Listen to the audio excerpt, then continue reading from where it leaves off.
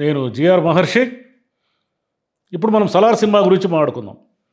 'Salaar' cinema వచ్చి 3 రోజులైపోయింది. Black buster, super hit అది ఇది అంటున్నారు కదా! ఇప్పుడు 3 రోజుల తర్వాత మాట్లాడడానికి ఏముంది అని అనుకుంటున్నారా?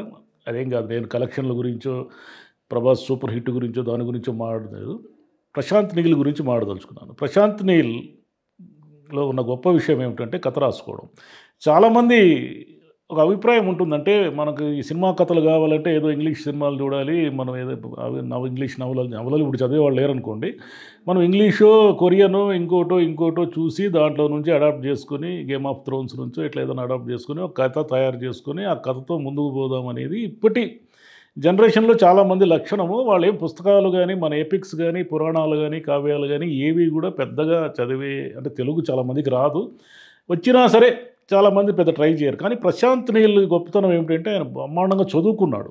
మనకు 'సలార్' సినిమా చూస్తే మనకు అర్థమయ్యే విషయం ఏంటంటే ఆయన టేకింగ్ గానీ, ఆయన యాక్షన్ సీన్స్ డిజైన్ చేయడం గానీ ఇవన్నీ వన్ ఆస్పెక్ట్ అయితే, ఆయన బాగా చదువుకొని మహాభారతంలోని కథని యాజ్ ఇట్ ఈజ్‌గా మనకు చెప్పాడు. చాలామందికి అది మహాభారతం కథ అనే విషయం కూడా బాగా ఆలోచిస్తే తప్ప అర్థం కాదు అది. 'బాహుబలి' కూడా మహాభారతం కథే.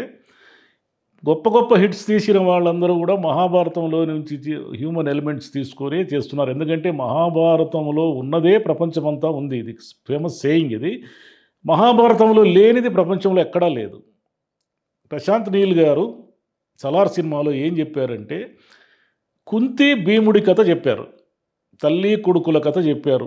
కుంతి ఎప్పుడు కూడా మన సినిమాల్లో కానీ లేదా ఆమె ఎప్పుడు ఒక సైడ్ క్యారెక్టర్గా ఉంటుంది.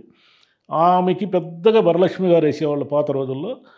ఆమెకి ఏదో పెద్ద ఇంపార్టెన్స్ లేకుండా ఏదో మామూలుగా ఒక వాళ్ళందరితో పాండవులతో కలిసి ఏదో వాళ్ళకి అన్నం పెట్టి క్యారెక్టరు, లేకపోతే వాళ్ళతో ఏదో 4 మాటలు మాట్లాడే క్యారెక్టర్గానే తప్ప ఆమెకు పెద్ద ఇంపార్టెన్స్ మన సినిమాల్లో ఎక్కడా లేదు. కానీ మహాభారతంలో మనం బాగా అర్థం చేసుకోవాల్సిన అంశం ఏమిటంటే, భీముడు మహాబలవంతుడు అని నమ్మిన తల్లి ఆమె. కుంతికి భీముడి మీద ఎంత అపారమైన నమ్మకము, అపారమైన విశ్వాసం అంటే ఒక మహాయోధుడు అతనని. మీకు భోజనం పెట్టే దగ్గర కూడా పాండవులు నలుగురికి ఒక భాగమైతే భీముడికి మాత్రమే సింహభాగం సగభాగం పెట్టేదన్నమాట ఆమె. అంత ప్రేమగా చూసుకుంటున్న కొడుకు అతను. అంటే భీముడికి ఏదైనా చెబితే సాధించుకొని వస్తాడు. మీరు 'సలార్'లో ప్రభాస్ క్యారెక్టర్ అదే. కుంతీదేవి బకాసుర వధకు ముందు ఒక సీన్ ఉంటుంది మహాభారతంలో. అదేమిటంటే, బకాసురుడికి వంతుగా వెళ్ళాల్సిన ఒక ఇంటికి అంటే ఆ ఇంటి నుంచి ఒక మనిషి భోజనంగా వెళ్ళాలి. వెళ్ళేటప్పుడు ఆ ఇంట్లో అమ్మ, నాన్న, కొడుకు అందరూ కలిసి ఏడుస్తూ ఉంటారు.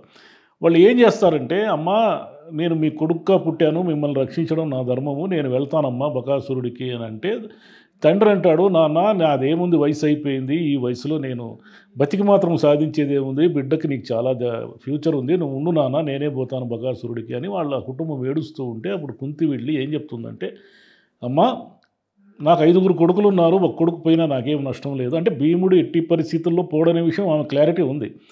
కాబట్టి నేను నా కొడుకును పంపిస్తాను అంటుంది ఆమె. భీముడు వెళతాడు, బకాసురుడిని చంపేసి వస్తాడు.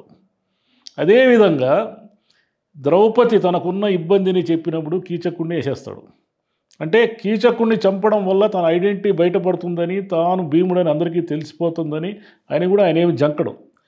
భీముడిలో ఉన్న గొప్ప లక్షణం ఏమిటంటే, మన 'సలార్'లో ప్రభాస్కి ఆ డైరెక్టర్ ఆపాదించిన లక్షణం లాంటిది తల్లిని విపరీతంగా గౌరవించడం. అదేవిధంగా స్త్రీని విపరీతంగా గౌరవించడం. మీరు 'సలార్'లో ఉన్న 3 సీన్లు మరి జాగ్రత్తగా గమనిస్తే, అతను తల్లి కోసం ఏమైనా చేస్తాడు.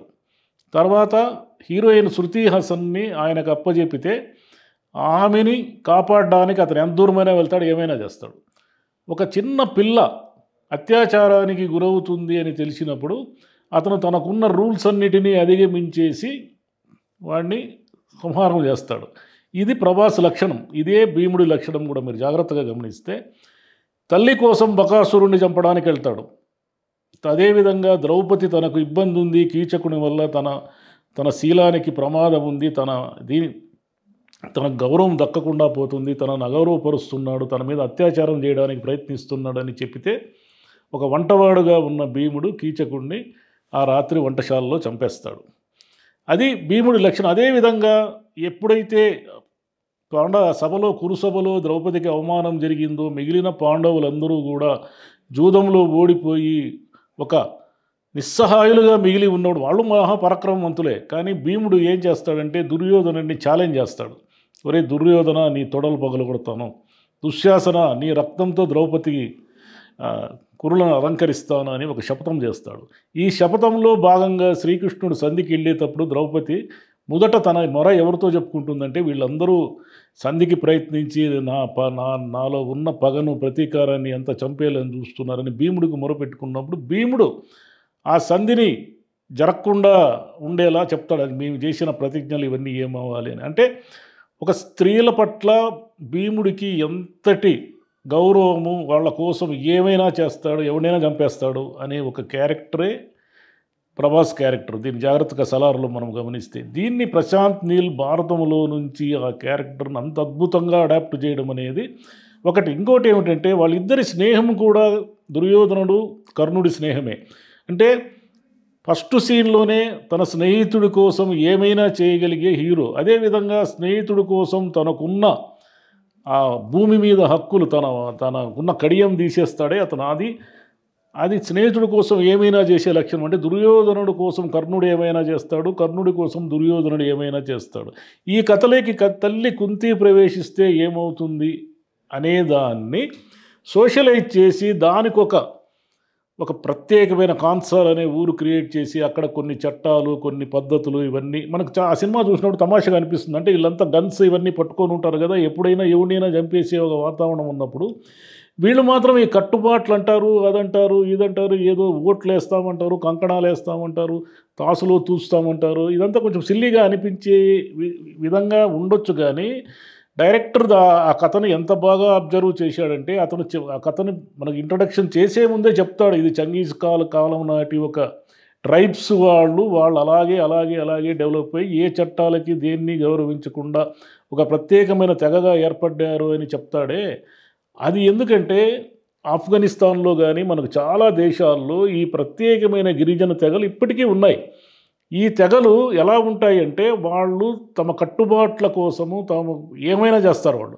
అంటే వాళ్ళు ప్రతిరోజు యుద్ధం చేసే వాళ్ళైనా సరే తమ నాయకుడి మాటకు కానీ తమ విధించుకున్న నిబంధనలను యాజ్ ఇట్ ఈజ్గా గౌరవిస్తారు.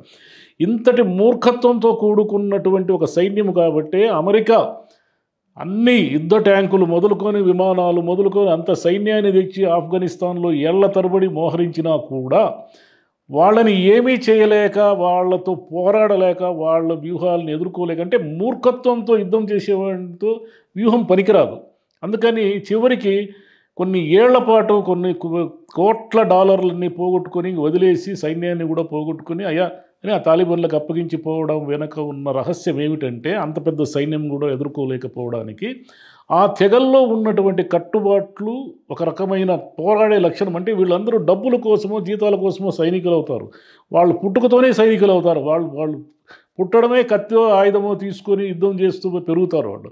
అందుకని వాళ్ళని తట్టుకోవడం కష్టం. ఈ కథలన్నిటినీ అలా సమాహారం చేసి అతనికి ఉన్న పాత కేజీఎఫ్ స్టైల్ కూడా ఇలాగే ఉంటుందనుకోండి. ఈ సలార్లో ఇవన్నీ మోహరించడం వల్ల అంటే ఈ కథని ఎవరైనా సరే డైరెక్టరు ఇతరులకి ఎక్స్ప్లెయిన్ చేయడం కూడా కష్టం. ఎందుకంటే అన్ని క్యారెక్టర్లని అన్ని ఉపకథల్ని చెప్పుకుంటూ రావడం అనేది చాలా కష్టం. అందుకని ఇతని సక్సెస్ అంతా ఎక్కడుందంటే 50% సక్సెస్ అతను రైటింగ్లోనే చేసుకున్నాడు. అంటే ఎప్పుడైతే స్క్రిప్ట్ రాసుకొని దీని సినిమాని ఇలా తీయాలి అనే స్క్రిప్ట్లో డిసైడ్ అయ్యాడో 50% సక్సెస్ అక్కడ వచ్చేసింది ఆయనకి. మిగిలిందంతా కూడా కెమెరా కానీ మ్యూజిక్ కానీ ఇవన్నీ కూడా మిగిలిందంతా 50%. ఇప్పుడు ఇదంతా ఎందుకు చెప్పాల్సి వస్తుందంటే ఇప్పుడు కొత్త డైరెక్టర్ల కథల కోసం వెతుకుతూ కథలు తయారు చేసుకోవడానికి ఏవేవో అవస్థలు పడి ఆ సినిమాలు చూసి ఈ సినిమాలు చూసి రకరకాలు చేస్తూ ఉంటారు కదా. అయ్యా మీరు కొత్త కథల కోసం వెతుక్కోవడం అనేది ముందు మన దగ్గరే ఉన్నాయి కథలన్నీ. భారతంలోనే కావ్యాల్లోనూ పురాణాల్లోనూ ఇతిహాసాల్లోనూ కుప్పలు కథలు ఉన్నాయి. వాటిని మీరు సోషలైజ్ చేసి జాగ్రత్తగా సోషలైజ్ చేస్తే అవే గొప్ప కథలు అవుతాయి. సాహోలో కూడా గొప్ప యాక్షన్ సీన్లు ఉన్నప్పటికీ ఆ సినిమా ఎందుకు ఆడలేదంటే దాంట్లో హ్యూమన్ ఎమోషన్స్ లేవు. హ్యూమన్ ఎమోషన్స్ లేకపోవడం వల్ల అంత శ్రమ కూడా వృధా అయిపోయింది. సలార్‌లో ఈ సినిమా ఎందుకు ఆడతా ఉంది? ఎందుకు చూస్తున్నారంటే దీంట్లో ప్రధానంగా ఉన్నది హ్యూమన్ ఎమోషన్స్. అంటే బిగినింగ్‌లోనే ఒక స్నేహం మధ్య ఉన్నటువంటి ఎమోషను, ఆ తర్వాత తల్లి కొడుకుల మధ్య ఉన్నటువంటి ఎమోషను, ఒక అమ్మాయిని కాపాడడానికి హీరో ఎంత దూరమైనా పోతాడనే ఒక ఎమోషను, ఒక స్నేహితుడి కోసం అతను ఏమైనా చేస్తాడనే ఒక ఎమోషను. ఇన్ని ఎమోషన్‌ల మధ్య యాక్షన్ సీన్‌లను ప్యాక్ చేయడం వల్ల ఏమైందంటే, ఆ సినిమా ఈరోజు బ్లాక్ బస్టర్ అని మనం చెప్పుకుంటున్నాం. అందుకని కథల కోసం ఎక్కడో ఎతక్కండి. మన దగ్గరే ఉన్నాయి జాగ్రత్తగా మీ ఇంట్లోనే మీ పుస్తకాలరలోనే మహాభారతం ఇవన్నీ ఉంటాయి. ఒకసారి జాగ్రత్తగా చదివితే కథలు సలార్ లాంటి కథలు కుప్పలు తెప్పలుగా పుట్టుకొస్తాయి. ఒకసారి చూడండి. Thank you.